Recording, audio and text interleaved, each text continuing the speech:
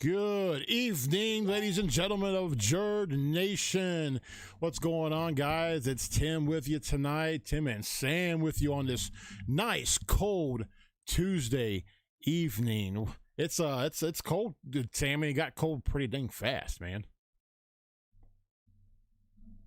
Yeah, man, it's that time of year here in old West Virginia where you're going to have all four seasons in one day, and today we just got a fair dose of winter. So, yeah, up in Gent, they said it was snowing today, not down here though.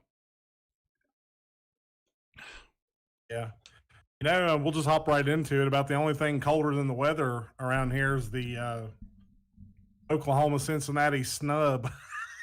Oh, what are you talking about? Rankings that come out just a little bit ago. What am I talking about, man? The college football playoff rankings come out, and you've got number 1 Georgia, number 2 Alabama, number 3 Michigan State, number 4 Oregon. So that would be their final 4 at this point. And that's who they got right now? Yeah. And let me tell you, that's complete and utter bullshit. I don't know how you put Oregon in there at all, personally. But it is what it is. And that's the thing. Like, people will be knee jerking about this, but they got to remember, part of the way they do this is to build some sort of a story and some sort of a interest. And right now, not too many people's interested in the Pac-10.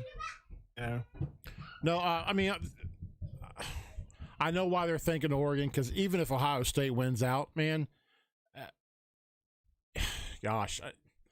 if Ohio State wins out, they'll probably put them in the playoff. But a lot of people will think it needs to go to Oregon because Oregon beat them in Columbus, and I see that side too. That's a good argument there. Does Oregon deserve to get in? I don't think they do over Oklahoma. I mean, I know people would buck on that a lot, but, they're a lot different team with Caleb Williams at the helm than Spencer Rattler, and they've been playing like one of the best teams in the country, and completely snubbed that. I mean, they had them 8th. I mean, you're way out. I think it was. So, I mean, I don't know. I just don't understand it. I don't know what they're thinking, other than they're building stories. That's what it's all about this time of year, is making people interested in these teams so you'll watch the games. What's your thoughts about Cincinnati, though? I mean, what do they deserve a shot? I mean, even if they win out, because honestly, they would have to win by style points right now, like the eye test with the committee. They would have to really convince the committee just to throw them in there, because they're honestly the committee's job right now is to put the best 4 teams in the playoffs. And can Cincinnati be one of those 4?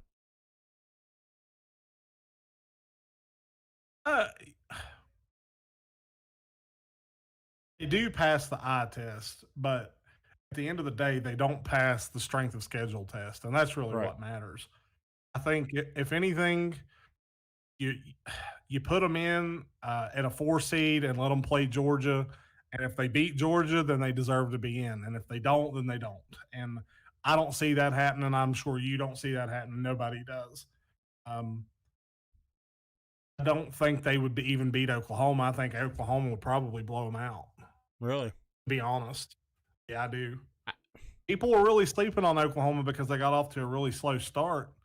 But, like I said, Caleb Williams, he's a different beast, man. He makes that whole team better. He makes them play better, makes the defense better, makes the offense better, and that's just something that I don't think they're taking into account. Well, that goes to show you what the team was like under Spencer Rattler. He never had the team to begin with. He never had them. I think they don't even respect him enough to even want to. They just don't. I guess it's almost like, what it reminds me of? The movie Draft Day with Kevin Costner, and he's wanting to go after that. What's his boat? Yeah, and he's talking to this one guy, and he's like, "Well, ask him what happened at his birthday party." Well, none of his teammates showed up. And people are thinking, do you want that dynamic, really? Do you want that dynamic on your team? No, I don't think anybody would. Because you notice, right, when Caleb stepped in, man, it's a different team. Totally. Totally. Hey, I want to say what's up, John Kelly. He's watching. He's commenting. Oh, Yeah, since you got slammed out, one loss, Oregon above OU. Yeah, I mean, this time of year, and I think like some of the other channels that digest that talk about football, knee jerk a lot just to get people in to watch. And the thing is, and the truth of it is they are just they're building stories for when teams get beat or putting pressure on these teams to perform. I mean, that's what they do year in year out. So it's no surprise that they do this because they do it every year. Um, it's just they really went off the reservation with this set. I mean, I can kind of see putting Michigan State in there, even though Michigan State still got to play uh, Ohio State and Penn State. I think they'll at least drop one of those. Um, so I mean, in time they'll fall out. Cincy, or not Cincy, but Oregon, you know, that's going to be the kind of the problem is I don't look for them to lose another game. So if they're in now, they're going to be in. Period. So if Michigan State drops a game, then who do you bring in? And there's so many teams that could fit into there. Cincinnati and uh, uh, Oklahoma, and there's other undefeateds and other really good one loss teams. I just don't. what about I don't know what it's going to look like. what about the beep bleep bleep bleep bleep team? I can't do a Roadrunner. I can't do a Roadrunner's effect. But the UTSA, I'm just kidding. I throw them in all the time just because I'm kidding. I think you put them in a big bowl and see how they do against a SEC team, a top level SEC team, top 2-3 SEC team, and then see how that goes. I don't think they deserve a shot at it. See, that's why I hope Cincinnati gets in the top 4 or gets in the playoffs, just because this is and if they do, this is their time and actually only time to actually prove what they got. Even if they lose, can you hang with them? That's the question. Well, and I think also for Cincinnati, it's going to be showing them too that going to the Big 12 was the right move for them because they're never going to get any love in the conference they're in, right? So, I think that's a big part of it too. But at the same time, Oklahoma got no love, and they're the only 9-0 team in the country. So, that's the thing. And what's even funny is if Oklahoma was in the SEC, they would be number 1 or they'd be number 2, hands down. Not even going to argue that. So, it's kind of funny the way all of it works. I mean, I think, that's why, like on the Mountineer Effect, I don't talk a whole lot about the top 25 rankings and this and that because it's all bullshit. Right. It's all made one to make stories. Sure. That's the number one thing that it's there for. 2, for betting lines. That's really the only 2 purposes it serves outside of making content. And me personally can't. Me personally, nothing against people that do. I just don't go there with it because there's no point. I can talk football about any team and I can dissect it and explain things about it, but at the end of the day, that top 25 talk and bold bowl predictions, already, I'm not jumping on that yet. It's just not for me. It's not quite time. Right. Maybe 2 more weeks, I'll start talking a little bit about the bowl games and the top 4 teams. But until then, I mean, Morgan Hall says she'll fight the committee. I guess she's referring to if OU doesn't get in, which they deserve a shot. See, with me with Oklahoma, I use the eye test a lot just because the wins they have been barely wins, but again, that was under the leadership or the lack thereof of Spencer Rattler, and now you got Caleb Williams, who's a true freshman, and he's just coming into his own. If he's that good now, my God, dude! I mean, next year is just the ceiling. I mean, the sky's the limit for this kid. And what did Brett? Hang on, what did Brett say? Oh, he goes, why does Bama get so much love, Brent? Because they're Bama. That's why. Because they deserve it. They do. I mean, here's the thing, like, unpopular opinion, I know some of the guys that watch the Mountineer Effect will watch this, and like my personality don't come out in my videos yet. I'm still working to get there, but you'll get to know me a little bit better tonight. Alabama is the team everybody wants to be. Period. That's the team you want to be. You want to be a national powerhouse that has a great coach, a great program, the best recruiting, the best facilities. That's what you want. And they get all the love because they deserve it. And that's just the simple truth of it. Yeah, no, And until, Saban retires and the recruiting drops and they quit competing for a national championship every year, they're going to get all that love because, hell, they deserve it. if when Georgia beats Alabama in the SEC championship, does Alabama stay in? No, no, I don't think they do. No way. Well, and see, that's another thing. You're setting up storylines. You get those teams in the championship together, and Alabama loses. You can't put a 2-loss Alabama over a no-loss Oklahoma or a no-loss Michigan State or a no-loss Cincinnati even. I mean, how do you justify doing that? And I think these guys have really got to be careful because with the shakeup in the conferences, the last thing you want to do is start pissing the conferences off by not showing them a little bit of respect. I mean, that will have ramifications down the road. And then this raises the question everybody's wants to know: do you expand the playoffs, 6-team, 8-team?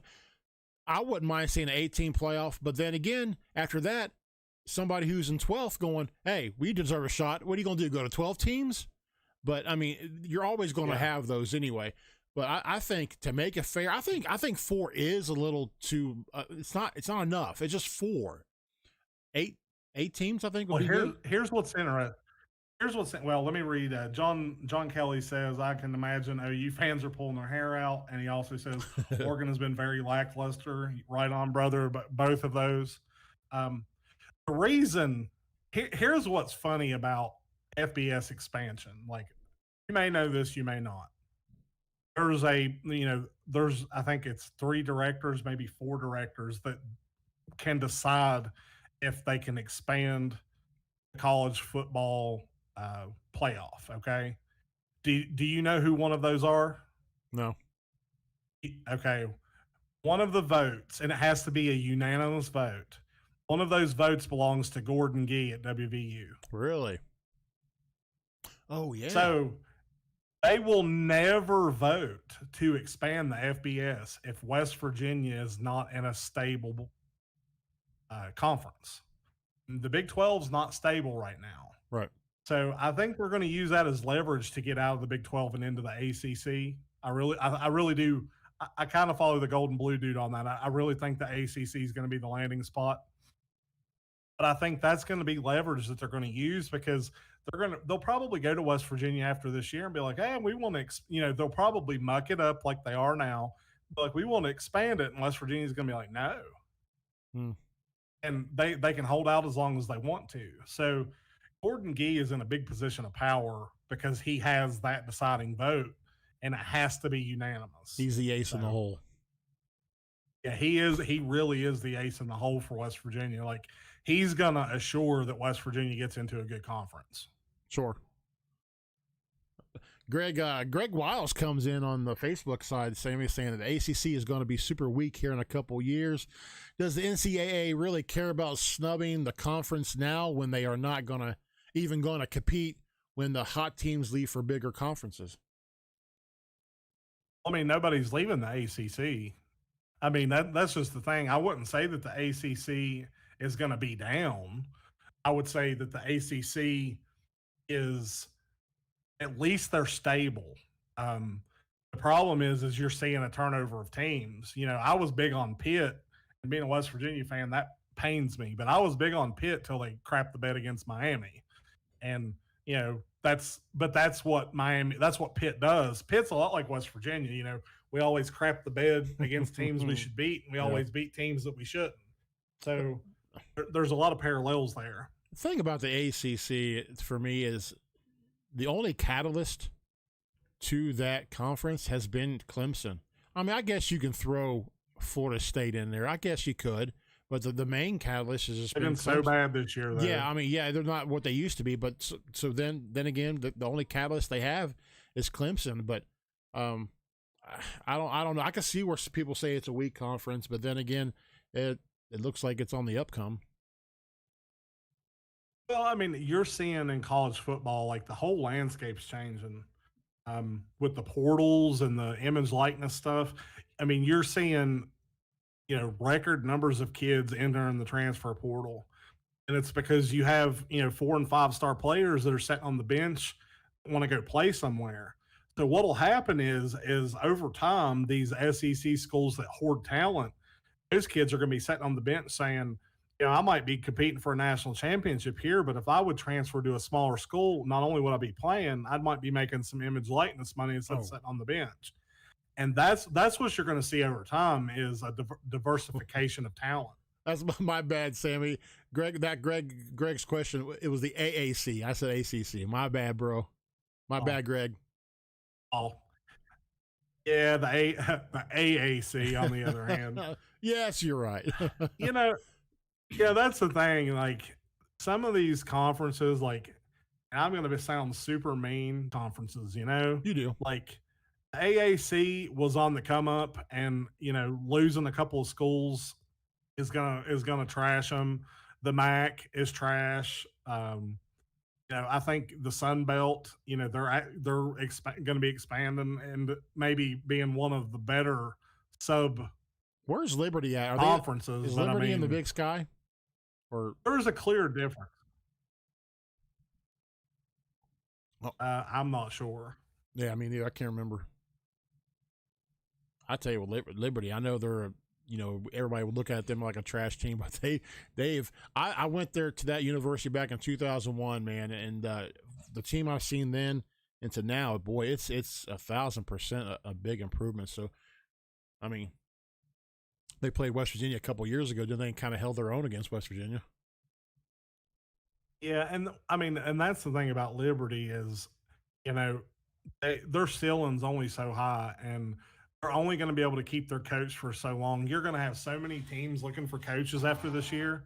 I mean, I saw people talking about, Rich Rod to Virginia Tech and all this crazy nonsense. And I just don't get it. I mean, I think, Liberty's head coach probably after this year is going to be off to bigger and better things. And then it really won't matter where they are anymore because, his vision and his ability to build the program will be gone, and he'll leave them better than they were when he was there. But it probably, the chances of them landing another phenomenal coach like that, that's pretty slim. He went to Liberty to absolve his sins. But anyway, so my question to you, about Ohio State, you think Ohio State could potentially be, a wild card? Like, I almost see it if they win out.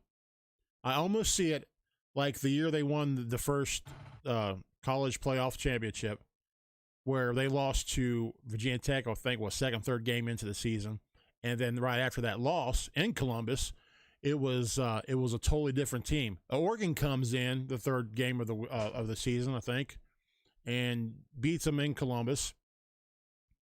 And after that, they've been a totally different team again because, you had a young C.J. Stroud. He's throwing the ball high. Every time he throws it, it's high, high, high, high, high.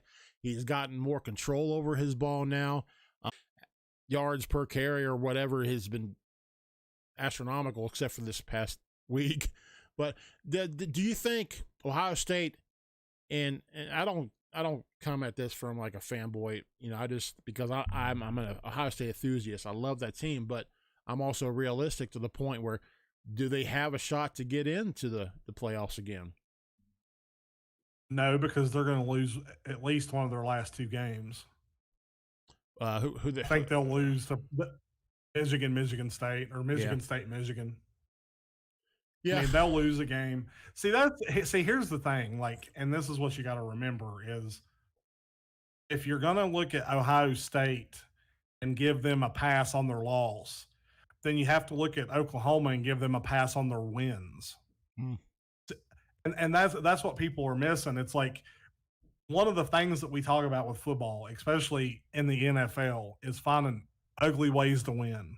Like, a win is a win, and If you can find ugly ways to win, then you're accomplishing something. And like it's like everybody's penalizing Oklahoma for winning ugly, but they're still winning. Yeah. And that's the key. And now that they're winning with some style because of personnel changes, nobody wants to give them any props for what they're doing. So that I really, and I'm a West Virginia fan, but I do like Oklahoma. I like, they're hard not to like. I like their coach. I like their players. I like their program. I like the way they do things. But they're getting no love when they should be getting a ton because they have found ways to win games when it matters. Yeah. Um, so, take that for what it is. Can we get the moderator to boot this? Who is this? Mark Fain Jr. Yeah, we need to get him out of here. Michigan will get him. I don't want to hear it because Harbaugh has 0 wins against Ohio State. I hope they keep it there. And Sean Mathena comes in with a "Let's go Mountaineers." What's up, Sean? How you guys doing tonight? Hey guys, if you're watching on Facebook, sorry. Go ahead and hit that like button, guys. If you hit the follow on YouTube, guys, hit that like button. Also, hit a thumbs down. Shoot, I will take that too. And go subscribe. Yeah, guys.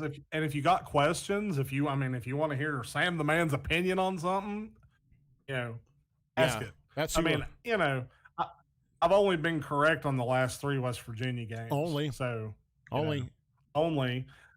What's funny because everybody was like, "Oh, West Virginia's going to beat Baylor," and I told you remember you're like, "I think West Virginia will beat Baylor." I'm like, "No, they're going to get blown out." They only base that. Here's what they base it on: 2 things: that Iowa State was ranked, and they base it on last year. And I understand that low sense of logic. I understand that, but it's a totally different year. It's not going to be a 40-6 blowout again.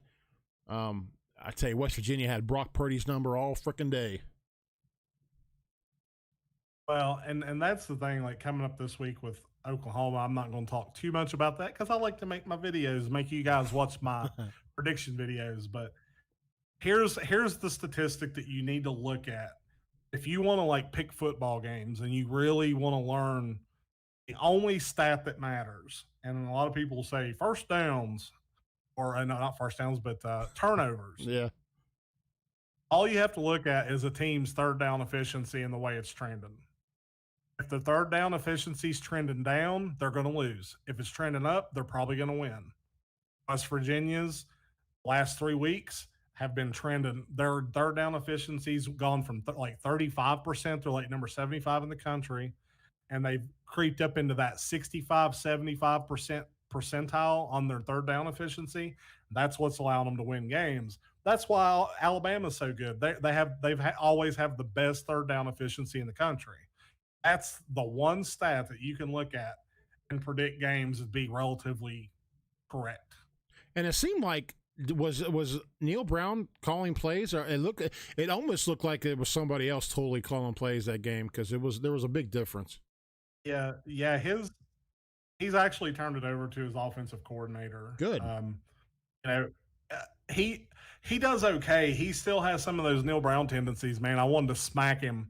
After that fumble and, they get it out on the 20 in the first play, I think they ran and they gained like 4 or 5 yards. And then they threw on second down and threw on third down. And I'm cussing at the TV. It's like, run the dang ball, man. Not Najee Harris. Boy, I just went way back. But Letty Brown and then their backup, I can't remember his name. I mean, they were averaging 4 yards a carry. You should be able to run the ball and run the time off the clock. And I was afraid that one mistake was going to cost them the game, honestly. See, that's my little that's the thing I don't like now these days with play calling is too analytical. You know what I'm saying? They got that big old laminated piece of paper and they treat it as this is the Bible. This is my green notebook that from the water boy. But and what it takes the whole instinct out of the game. Use your instinct. You're a coach. You've written these plays up. You know them. Use your instinct. You don't have to go to that stupid piece of paper all the time. Like, okay, it's 3rd and 7. We need to run one of these, and that should give it. No. You sometimes just go with your gut. Actually, most times go with your gut. Mark Fain, if you're watching, put in the chat on Facebook what I say about analytics.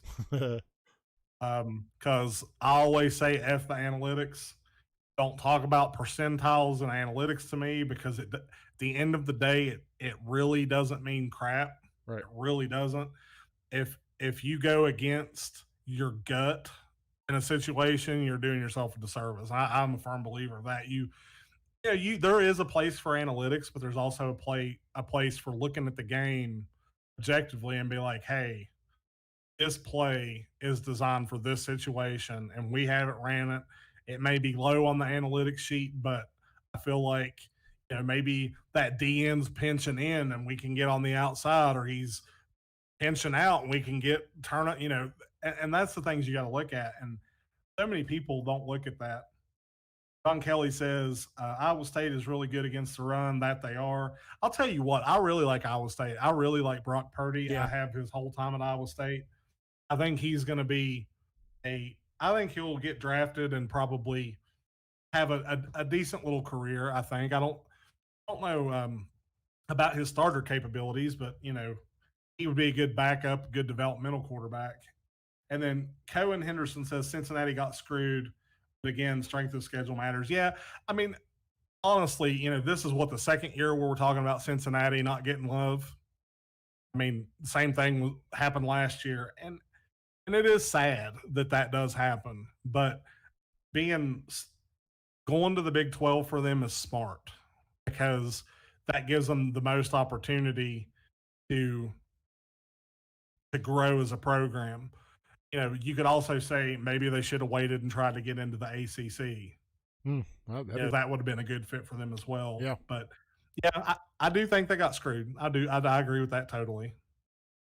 Not as screwed as Oklahoma, though. right. All right, Sammy. Now listen. I noticed one of your shows before the Iowa State and West Virginia game, you did a review of that game.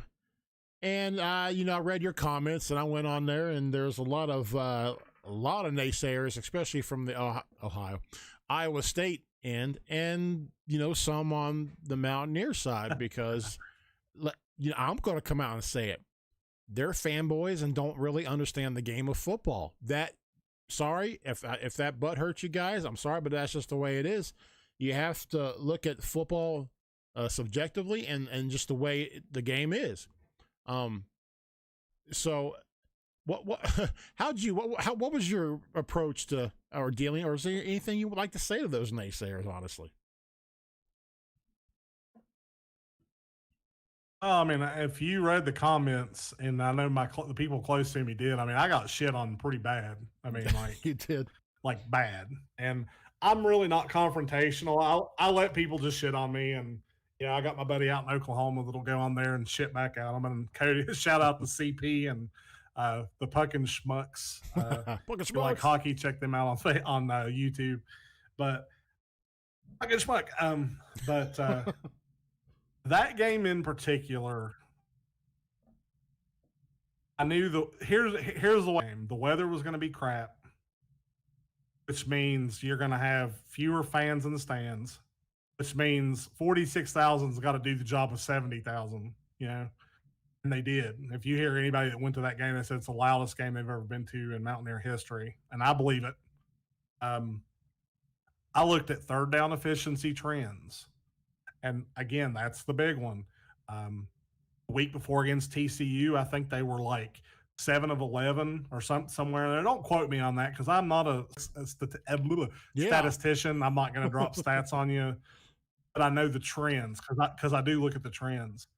I mean, against Iowa State, I think they were 8 of 11 or around there. I mean, like they had an incredibly high third down efficiency, and that trend has been trending up. And as we get to Oklahoma State, I don't want to jinx anything, and I don't want to give away what my prediction for the week is. You have to ask yourself, are we going to keep trending up? Can you trend up from 8 of 11 to 10 of 11 or 11 of 11 on third down? Ask yourself. And I think there's a clear answer to that, which you guys will see when I do my prediction show. But yeah, I mean, I I actually was disappointed that West Virginia didn't win by more points. I said at least 10. Um, if you really look at that game, you take out 3 plays, that's 21 points on just three long plays. One run, one pass, one interception, pick six. You take that off. I mean, West Virginia essentially blew Iowa State out. They Right. really did. Yeah. They dominated the pace of the game. The score was a lot closer than that game actually was. And you were right on with the score. I mean, you were 3 points off, and with football predicting scores, that's a win, honestly. You said 10 points, it's three less. Whatever, man. I mean, you called it just because. I mean, I'm not saying we get everything or you get everything right, but man, people out there, I know you love your team, but study the game of football just in general. Study it, know it, and then maybe it'll lead you to the promised land. And a majority of that are level-headed fans. Like they understand that. Like I picked to love Daggy a lot earlier than anybody else did. Like because I saw Green. I don't want him to detract from Green. He's a great quarterback, but he's not ready. Um, but I just think that West Virginia as a whole, our fans need to not knee jerk, and actually fan bases as a whole should never knee jerk. That's the worst thing you can do. I mean, I think Texas Tech, knee jerked and fired their coach, and you see that all the time. And it's like, who are they going to get to replace him that's any better than he is? Let me look here. We've got a couple comments. And poor Gary Patterson, man. I think he just. I was just saying Gary Patterson. Couz's Corner says, "How in the name of?" Sorry, Couz's Corner says, "How in the name of all this holy is Oregon number 4 after losing to Stanford?" Man, they're just creating stories. That's all they're doing. And then Cohen Henderson says, "Do you believe West Virginia can still be bowl eligible?" I do. Went out. I think. Well, I mean, they're at 4-4. They've got Oklahoma State, Texas, Kansas State, and Kansas. They're not going to lose to Kansas. Okay, let me rephrase that. They shouldn't lose to Kansas. And that's what you have to say with West Virginia is they shouldn't, because you never know what the hell they're going to do. I think they will beat one of the two, Oklahoma or Texas, I think. The Kansas State game is one of those that I've kind of earmarked on the schedule and been like, I don't know how that game is going to go. We should beat Kansas State, but they've been kind of up and down all year, and you don't know what team you're going to play. Just like West Virginia, you don't know what team you're going to play. I do believe West Virginia is going to finish with 7 wins. I think they'll win 3 of their last 4, and that's a big one. But I think they can get there. I think they will get into a bowl. Yeah, because I mean, committee's job is to make this exciting and make it's a soap opera for men. That's exactly what they're trying to do, and it's just drama, and that what drama does is it just brings the money in. Here's the thing. Like, think about this. Like, who the hell on the East Coast is watching Oregon State play? Nobody. If you watch Oregon State play, comment. Nobody. Now, or I guarantee you, if Oregon State's game's on TV this week, all of us idiots will be watching it. Because we're going to be like, I want to see what they see. I mean, and that's all they're doing is they're driving the markets. They're driving the markets. And I'm not going to watch Oregon State. I don't think they're gonna. Or Oregon. I don't think they're gonna finish undefeated or deserve to be in the Final Four. And if they do that, that's on them then. Yeah, let's see. It's the same thing every week. If West Virginia can protect Daggy and stop our opponent from scoring over 25, we win. I mean, and that's it. Another one there is third down. It's third down efficiency, and I can't talk about that enough. Yeah. When West Virginia under 50% on third down efficiency, they lose. Oklahoma State is a 2.5 favorite. we should be favored by the 3. I agree there. I mean, I think if you look at the scores of the past games, your margin of victory for Oklahoma State's been really low. The last 2 games that I've been to at Mountaineer Field, both were against Oklahoma State. We lost both of those, so it scares me a little bit too. Yes, Just because they don't perform well against Oklahoma State. yeah, Coos, you make a good point there. Because Skylar Thompson, how long has he been with that team? Like all 4 years? Okay.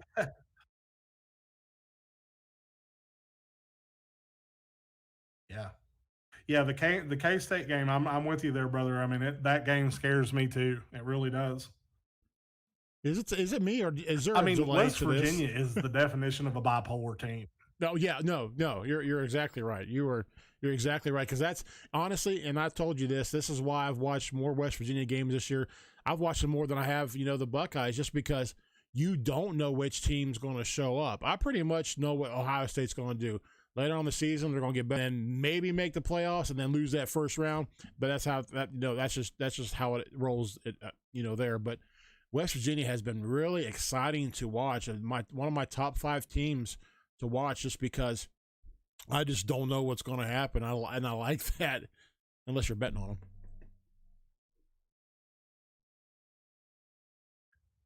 Yeah. Well, I mean, they are a bipolar team. Like, really, like, and I know people get tired of, because I harp on Neil Brown and Dana Holgerson a lot, and like people don't understand, like, when you leave a program and go elsewhere the way Dana did, he really left nothing for Neil Brown. I mean, he really didn't. Like, most of these guys that he's using are portal players.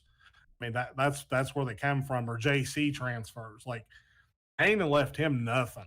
Right. And I shudder to think what would have happened if we would have given Dana an extension, and what he would have done with what he had. Because if Neil Brown can't do something with what he left, Dana Holgerson sure as shit wasn't going to do anything with him. You know what I'm saying? Yeah, that man didn't care about the program whatsoever. I mean, not once whatsoever. Does it seem like it's weird tonight, because I'm talking, I'm waiting like 2 or 3 seconds for you to respond. It's a little, for me on my end, it's delayed, and I don't know why. I'm trying to figure it out, but oh well, we'll go with it.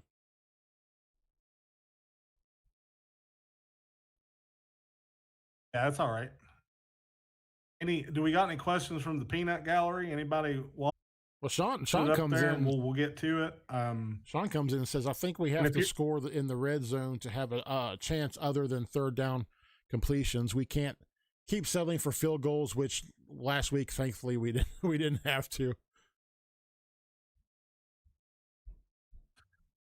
But again, that comes down to third down efficiency. You get down into 3rd and 4 on the 4. If you can't convert, it's field goal. I mean, that's the thing. Like, third down efficiency is the, to me, it's the be all end all. And if you look, I mean, go look at Alabama's third down efficiency for the last few years. I mean, it's like in the 76%. It's something crazy. Right. Brenton Jones says, if our O-line and QB plays as well as they did against Iowa State, we win. Got to be consistent, cut down on the self-inflicting mistakes. Amen, brother. I mean, that's the thing. That's the big thing. Like, we were talking about West Virginia being bipolar. I see this team, though, like, really against TCU, start developing an identity. And we saw that identity come out more against Iowa State. So I'm hoping that this team's identity and that hard-nosed Mountaineer way of playing ball keeps coming in, and that be the one thing that stabilizes the team, because until now, a couple of games. I tell you though, right now there's a lot of hope for West Virginia and their fan base right now, with next year's top 25 recruiting class coming in. You got Neil Brown's class coming in. You have Nico Marischal coming to Morgantown soon.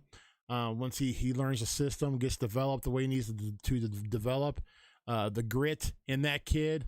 the toughness. I tell you what, it is going to be fun to see this season, guys. For all you Mountaineer fans, it may not be what you want. I understand that. That's how football goes. That's the name of the game. You can't win them all, but you guys have a hope and a future coming to Morgantown. It's going to be an exciting ride. Let's see, Coos asks, he says, since I was late, who would your top 4 be? Georgia, Alabama, Oklahoma, Cincy. That would be my 4 because I would want Cincinnati to play Georgia and Oklahoma to play Alabama, because I think that gives you the best look at the best 4. Now, if you want to have fun with it, then you would be 1 Georgia, 2 Oklahoma, 3 Alabama, 4 Cincinnati. Yeah. No, wait, switch Cincinnati and Oklahoma. Yeah, put Cincinnati at 2. Oklahoma would be 4th. They'd play Georgia, and then Alabama would play Cincinnati. Because I think that the one team out of there that can be beat is Alabama. Alabama can be beat. Sure. They're not the juggernaut this year. You want to give either Cincinnati or Oklahoma. Yeah, you want to give Cincinnati or Oklahoma the chance to beat that Alabama team.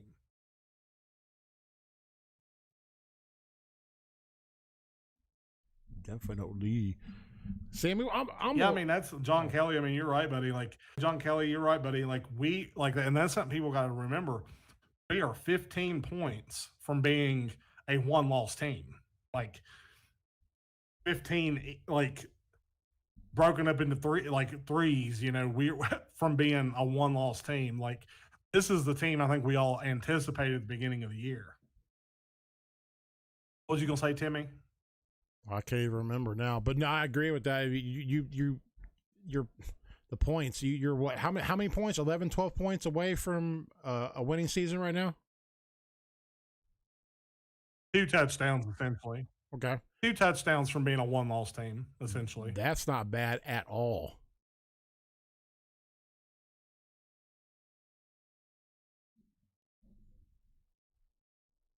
Let's see. Yeah, I can ask this. If WVU beats Oklahoma State Saturday, does it hinder our chances to climb in the top 4? Are you talking about in the top 4 in the conference? I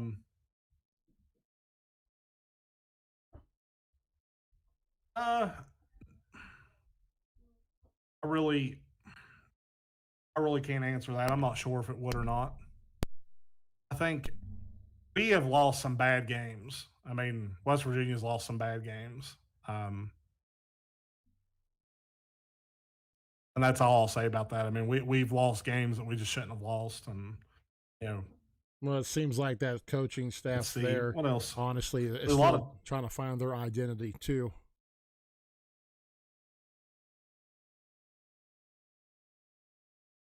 See, Q says he would replace Bama with Michigan State.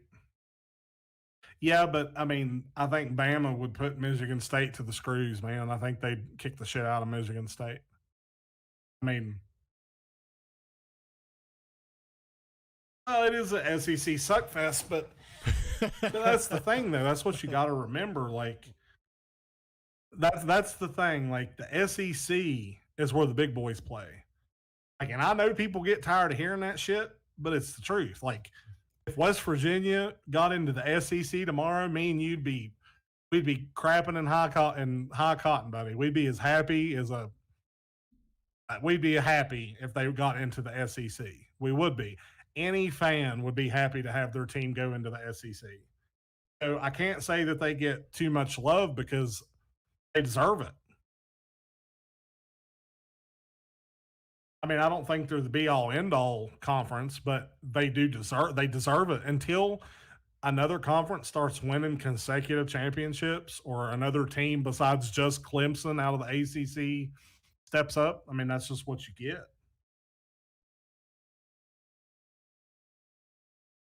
Dude, Brent Jones, I love Michael Laughlin, man.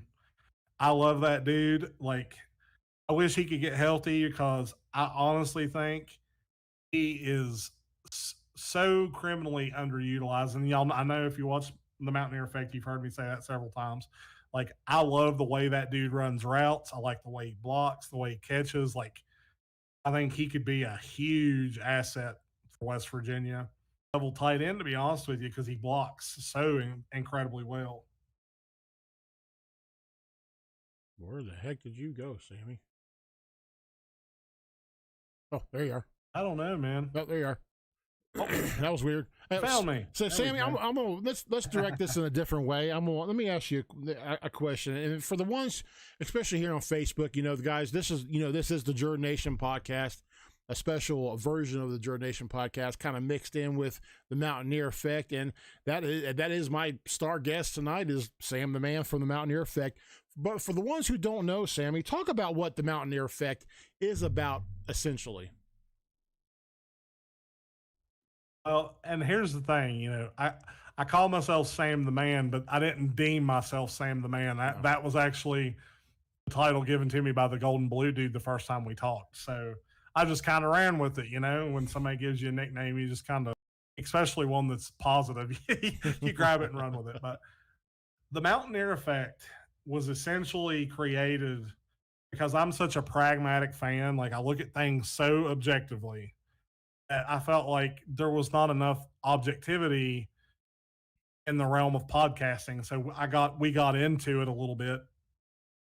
And from there on, just kind of built it into what it is. A little boring. I can't pull my personality out. Sometimes I have a hard time doing that by myself. Like you put me with Tim and, I'm all over the board. But I just look at things a little bit differently than some people do. And I felt like we were always having good conversations between friends about, they kind of talked me into carrying the Mountineer Effect. It was me and Marcus Dean when it first started. And then Marcus, well, I love you, Mark, but you defected on me. So I picked it up and have carried it to this point. But really the Mountineer Effect's for people that want kind of a pragmatic look at it. Because I really don't hold back if I feel like West Virginia is going to lose. I'm not afraid to be wrong. I can always back up what I say with sound reason, but I don't do it with statistics generally. Because there's statistical anomalies that happen all the time. I mean, it just happens. So. Yeah, and plus, though, I've always liked your approach to explaining games and the way you just approach it in general. It just it flies in the face of, and listen, we're all have been guilty of being conditioned by what we hear on ESPN or Fox Sports or whatever we watch on the mainstream TV and the shows. We kind of regurgitate it and it's like, oh, it becomes our own idea. But it's hard not to just spew what they say. And but no, that's where I like where you come from, is where it's just more realistic. It just comes from a place from your heart and then from also your knowledge of football.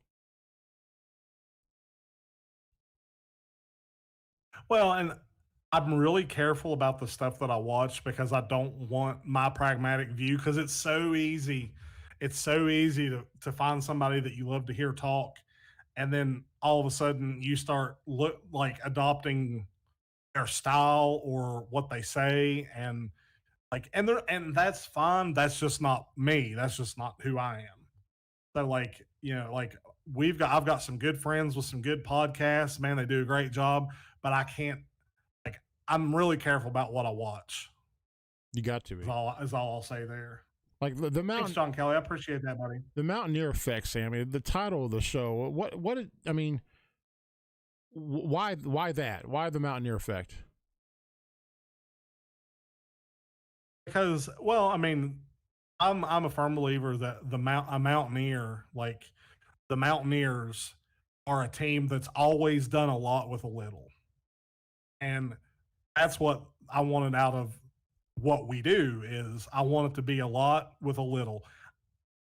I try to post video every day, every other day, but I can't always stick to that, So I have to make sure that what I say adds a lot to the conversation. And I feel like I do that's kind of why it's the Mountineer Effect, because I feel like I'm doing a lot with a little. I can, and that's not me being boastful or anything. It's just that's just how I feel about it. I feel like I could put videos out just to put them out and to get my opinion out there, but really at the end of the day, it's just another opinion. Opinions are like assholes. We all got them. Mm-hmm. But what I do know is Mountaineer football and what I've learned over the 39 years of being a Mountaineer fan.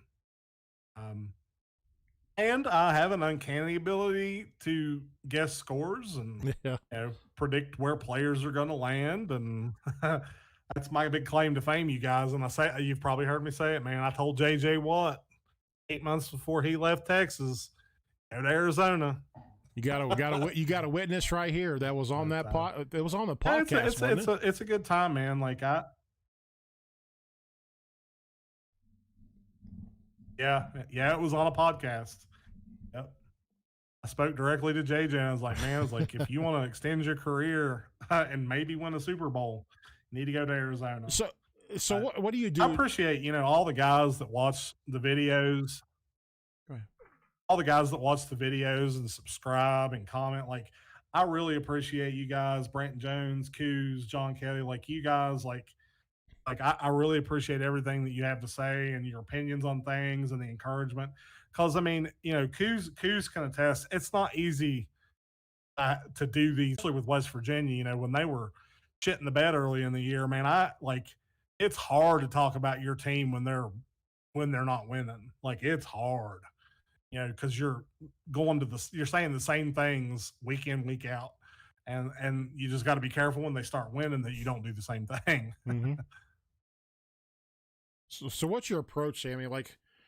Do you study? I mean, what do you watch that doesn't contaminate the way you think also, but where do you get your information at for the Mountaineer Effect, and what sets it apart from any other show? Of course, you said your pragmatic view. Other than that, what else sets it apart from your other standard cookie cutter shows?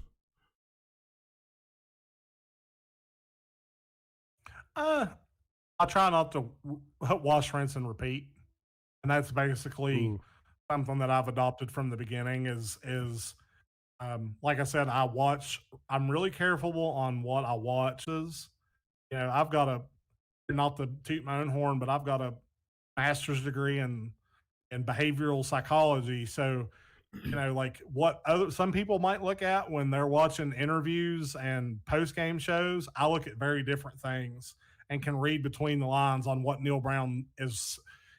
I got a lot of crap for saying that at the beginning of the year that Garrett Green didn't know the playbook. Right.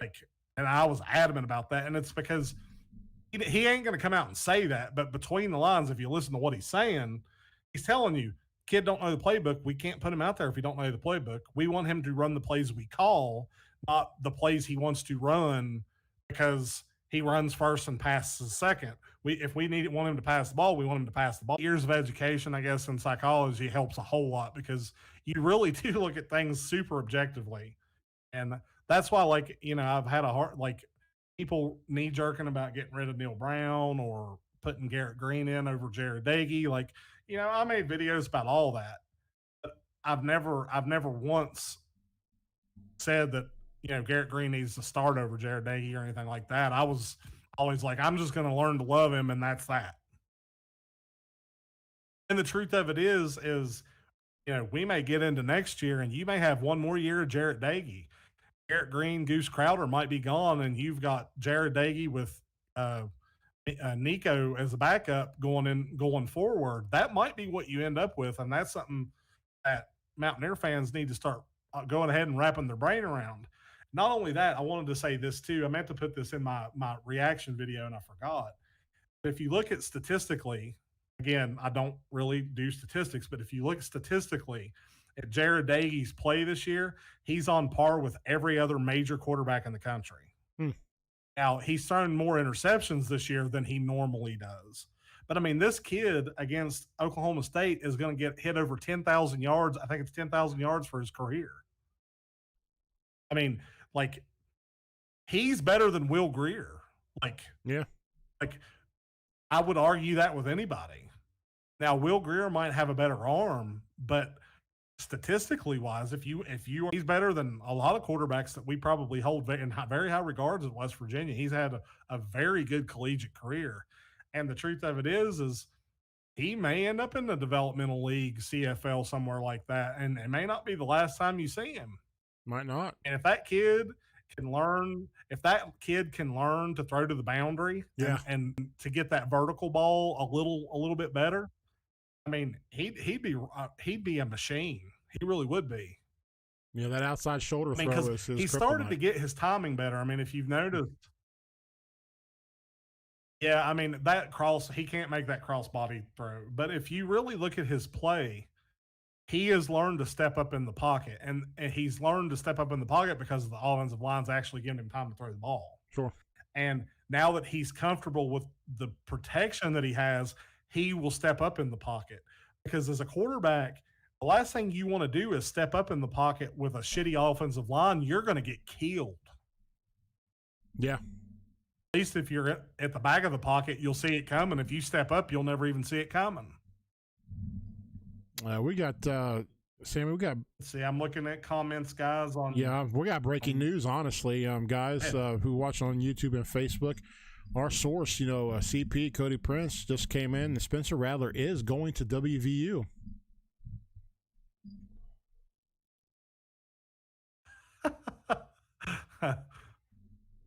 You heard it. You heard it here first. You heard it here first, folks. I don't believe that. No, I'll tell you what, though. I'll tell you where I think Spencer Rattler is going to end up. And you may agree, you may not. I think Spencer Rattler is going to end up at Texas. Yeah. Whoo. God, what a drama fest that would be. Her fan base. Well, Texas's fan base is already clamoring for it. And Spencer Rattler's the kind of kid that would think, I could go to Texas and be the man. It would not surprise me to see Spencer Rattler in a Texas uniform next year. Not one bit. If you want breaking news, write that down. You heard it here. I hope I'm wrong. Okay. I hope Texas is smarter than that. But I don't think they are. You heard it here, folks. I think that's actually a match made in heaven, because Texas fans are so freaking delusional. And I think Spencer Rattler's so delusional, it'd just be a match made in hell. I mean, I can't say heaven because it's not going to be good. Write that down, folks. He's saying Spencer's going to Texas. Let's see if Sam, the man, is correct yet again. We'll know about 8 months down the road. I don't think let's see. Well, let me read the comments and see. John Kelly says Daggy statistically was rated in the top 25 nationally and the best in the Big 12. Yep. Coos agrees with what I had to say about Daggy. And then Coos also says only if Arch Manning doesn't go there. Arch Manning will not go to Texas. No. He won't. He's going to go to UTSA. You mark that down. He absolutely won't. There's too much drama that comes with Texas. Honestly, really honestly, the last thing Arch Manning wants to do is go play for a delusional fan base. He'll end up at Alabama. I mean, that's just, I don't know why he wouldn't. I mean, there's no pressure there. No pressure to win, no pressure to overperform. You're going in to play with the best coach in the country, with the best recruiting, best equipment, best of everything. You're already a 5-star quarterback. Gosh, you imagine that. I don't know why he would even consider going anywhere else. Uncle Peyton went to Tennessee. Uncle Eli went to Ole Miss. And to be honest,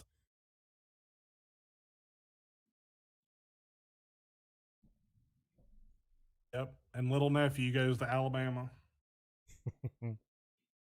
But I really think, the difference between Arch and Nico. I would take Nico all day.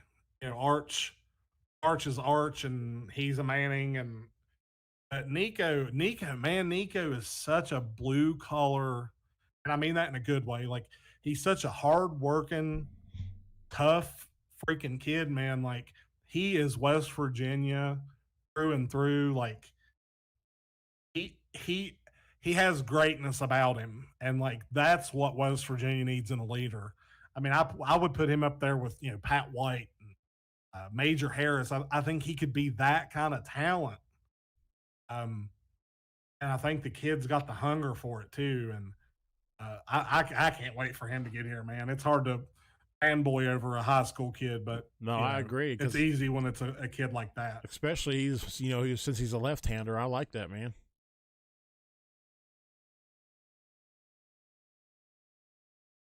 Yeah, I can't wait. Like for real. Cannot wait. Like for real, man. Can't wait. Wants to know what's We'll my go away recent from college obsession. for a minute. Let's talk pro football for a minute. Ooh, yeah. Let's just, yeah, guys, we have a family of channels here, like with the JERD Nation podcast and the Mountaineer Effect and Puck and Schmucks or Puck and Schmucks. Schmuck and Flavor of Pucks. the week.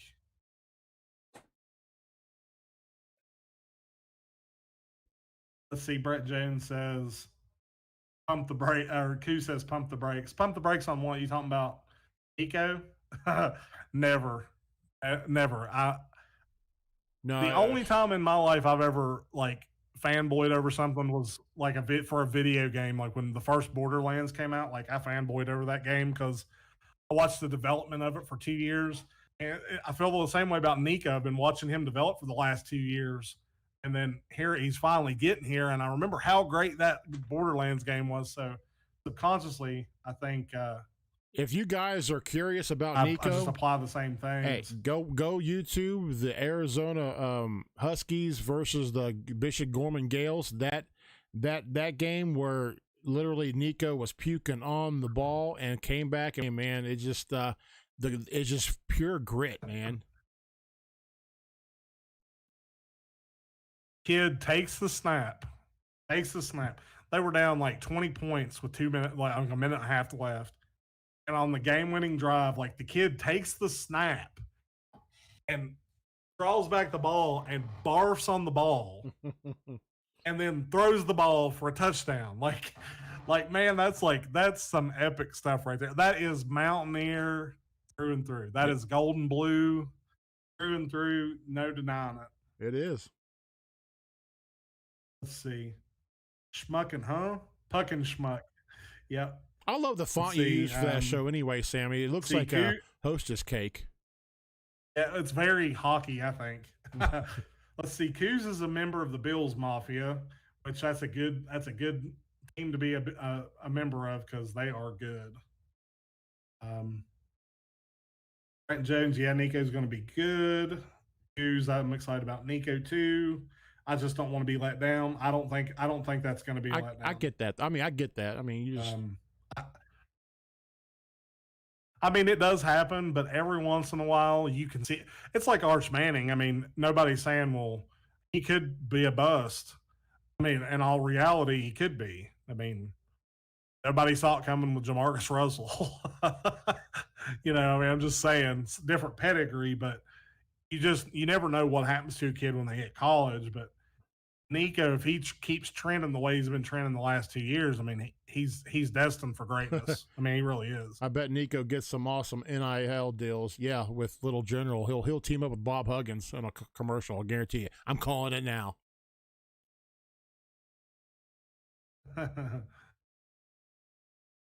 You guys in for Daggy one more year if he stays, or would he stay? No, I hope not. Here's the thing. Like I said earlier in the broadcast, that some of us Mountaineers need to start looking at the thought that Daggy's going to hang around one more year, and that Green or Crowder will hit the portal, and then you'll have those two and Nico. If Jared Daggy stays one more year, I could get down with that.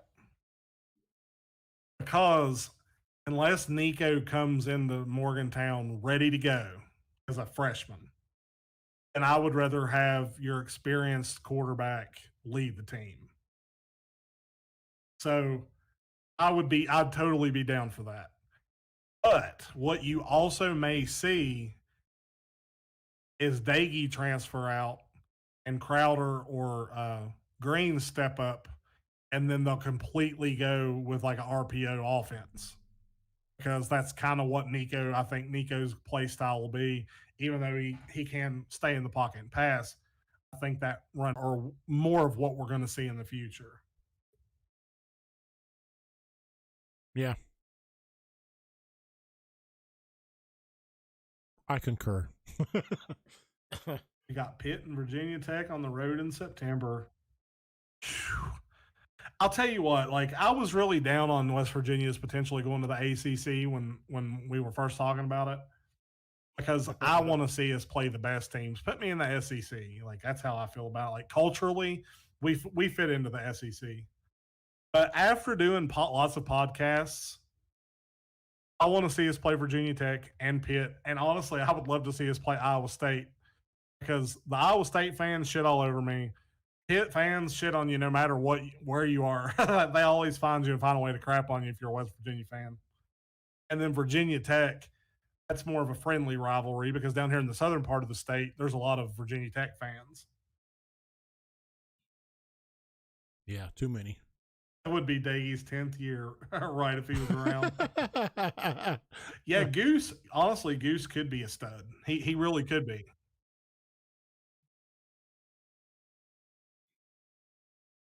What you laughing at, Timmy? Oh, the 10th year, it could be Daggy's 10th year. If he was, I was just laughing at that. See, it's so weird on my end, man. Our dynamic is not the same because of the freaking 4-second delay.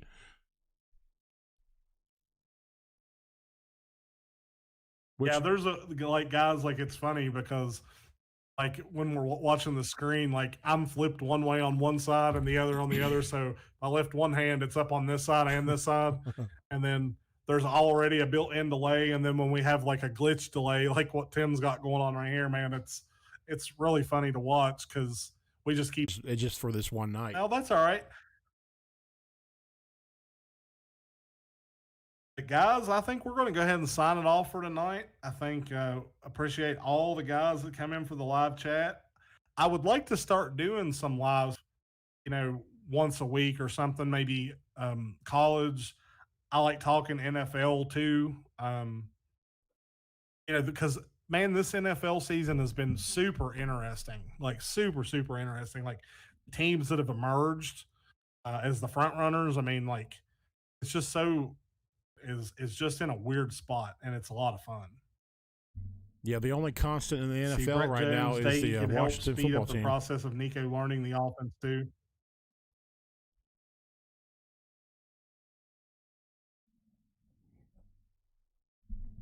That's the thing, though. Like, and I'm gonna end on this. Like this thought.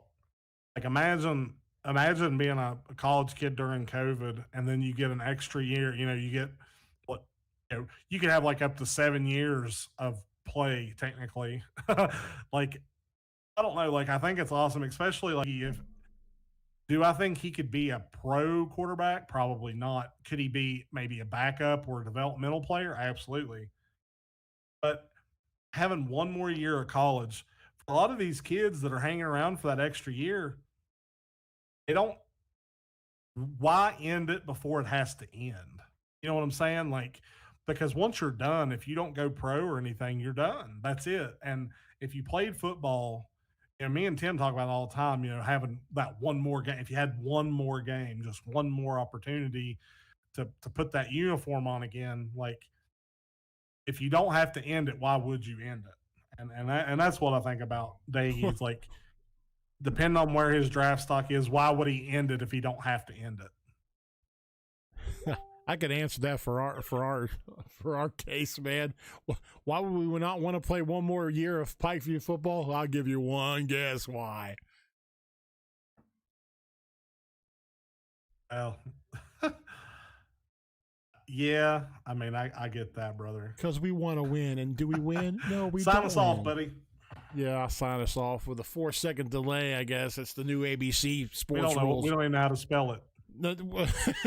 How do you spell win, man? But guys, hey, that is our episode tonight of the compilation of the JERD Nation podcast with the Mountaineer Effect and had a little baby called the JERD Effect. I don't know. I'm just being stupid, but whatever. Guys, thank you tonight. My special guest, or the JERD Nation special guest, Sam the Man with the Mountaineer Effect. If you haven't already, go to YouTube, subscribe, hit that on at YouTube, Facebook, follow us, like it, share it on YouTube also. Hit the thumbs up or thumbs down, doesn't matter. It's all good for us because, hey, we like the negativity too. We thrive on it, so that's all right. But guys, have a great Tuesday night, a great hump day tomorrow. It's hump day. So you guys be good. Thank you again for tuning in. You don't have to, but we appreciate it. So, what? Go ahead, Sammy. Yeah, one thing I want to wish a happy birthday tomorrow. No. Big Tim, it's his birthday tomorrow. It's my birthday on Thursday. Yours. So, it's a good week. It is a good week, man. That means I got to put out to you. Dang it, again. But it's all right. Yep. But then next Thursday we get to watch Rocky IV, the extended version, or the director's cut.